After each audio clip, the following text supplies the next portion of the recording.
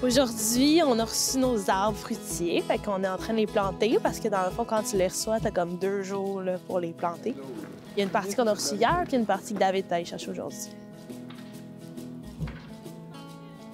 On plante avec toute la gang, là. Même Joe, il est venu nous voir, il est sorti de sa cuisine pour venir nous voir. On prend l'expérience un peu tout le monde, on improvise aussi un peu, puis on verra que ça donne.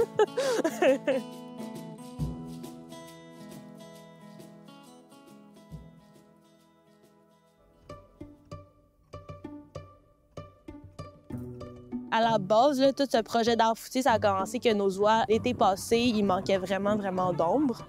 Puis là, tant qu'à construire des structures, ben, on a décidé de planter les arbres fruitiers. Le deuxième objectif de la plantation, c'est d'avoir une production avec ça.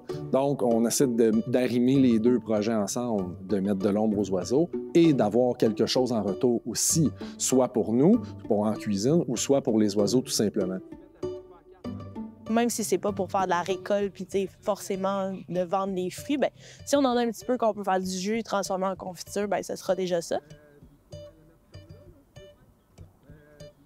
On essaie d'aller dans les arbres qui sont un petit peu plus particuliers, qu'on voit pas forcément partout dans les épiceries ou qu'on sait même pas que ça pousse au Québec, donc comme les kiwis, des figuiers. On a pris des variétés qui sont rustiques, là, donc vraiment faites pour le Québec. David! Y a-t-il encore des chorizo ici? Ils sont venus me dire qu'on avait des arbres, des Chorizo. Chobi. C'est une sorte de poire. Ça marche? Ou des prunes. Chojuru. C'est des chojuru, exactement. Des chojuru, mais de loin, c'est chorizo, pareil, même combat. Pour vrai, j'ai juste magasiné sur les pépinières les trucs que je trouvais différents puis le fun, avec mon grand background de quelques recherches Google. Ça va, Léo? Moi, je vais pogner les noisetiers. Dès que je vais avoir fait tous les trous des noisetiers, il y en a un qui va passer en arrière puis qui va les planter. Ça, d'après moi, on met aucun engrais. David, il a quand même un background en paysagement. C'est ça qu'il faisait avant de travailler au gîte. Fait que c'est sûr qu'il sait un petit peu plus où on s'en va. C'est sûr que quand Safia nous commande 150 arbres et qu'on ne sait pas trop quoi en faire, c'est quoi les rayons à respecter et que David te dit « Écoute, on va faire ça, ça, ça, ça. » Il n'y a pas de problème, David, on va le faire. Tous les arbres, il va falloir que tu le plantes et que tu fasses un bourrelet avec la terre. Parce que là, tu vas avoir beaucoup de terre. Fait qu'on va tout se faire un bourrelet. Fait que là, quand tu vas venir mettre l'eau va rester dans ce bourrelet-là puis elle va descendre alentour. Il nous a fait un plan. On savait exactement quoi planter où, c'était quoi les dimensions à respecter, c'était quoi la superficie, et ainsi de suite. Après moi, là, si tu creuses un trou gros de même, t'en as en masse. Non, je parle de profondeur. Profondeur pile. OK. Si c'était pas de son aide, on n'aurait pas réussi à planter autant d'arbres aussi vite. Parce que les trous, il fallait les faire. Ahmed, il pète. C'est pas mal juste ça, sa job. Puis en faisant ça, il écoute de la musique arabe, puis il est content qu'on ait des figuiers, parce que ça vient de son pays. Excusez-moi. OK, c'est ça. J'ai été un petit peu surprise quand on a reçu les arbres, là, parce que c'est même pas des arbres, c'est genre des branches. C'est dur à croire hein, que ça va donner des fruits. Là. C'est un peu déprimant. Là. Tu le mets dedans? C'était 2 copes, ça. Oui, attention, là, t'écrases des racines. C'est un peu le but. On va le voir de notre vivant, là, mais... Moi et ma patience, on a vraiment un problème avec ça. Je pense que tous les jours, je vais aller les voir pour constater comment ils grandissent pas.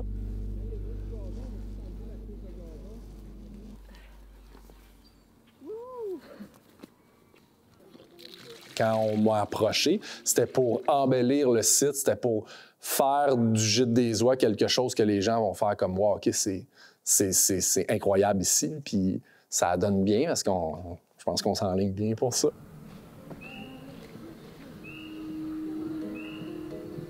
Qui vraiment, je trouve, symbolise que le printemps est là, puis que l'hiver est derrière nous et tout, c'est quand les cygnes sont dans les lacs.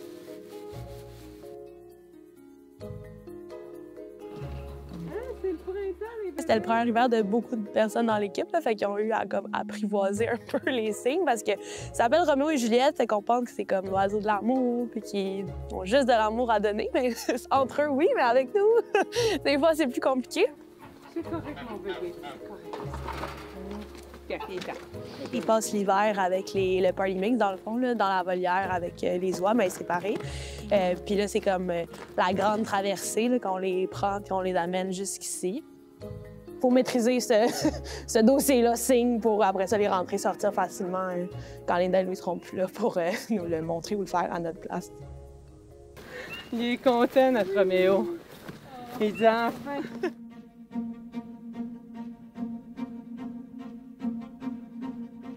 C'est des cygnes muets, fait qu'ils font pas de bruit, là. C'est comme il y a beaucoup d'autres races de cygnes. Je pense qu'il y a 9-10 races de cygnes.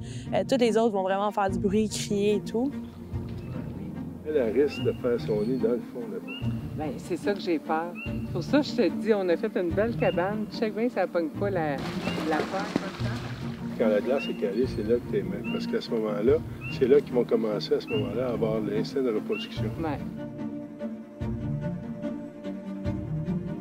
Les cygnes, c'est vraiment pour ajouter au côté touristique, même chose au niveau conservation. Quand on a des groupes, des écoles, c'est le fun de pouvoir montrer vraiment la variété des oiseaux qu'il peut y avoir au Québec. C'est le fun d'aller voir dans le lac, c'est vraiment ce qui fait comme la petite touche là, de OK, l'été s'en vient, c'est le printemps, fait beau, tu marches de loin, tu les vois loin blancs là, dans le lac. Là, ça ajoute vraiment, vraiment quelque chose au gîte.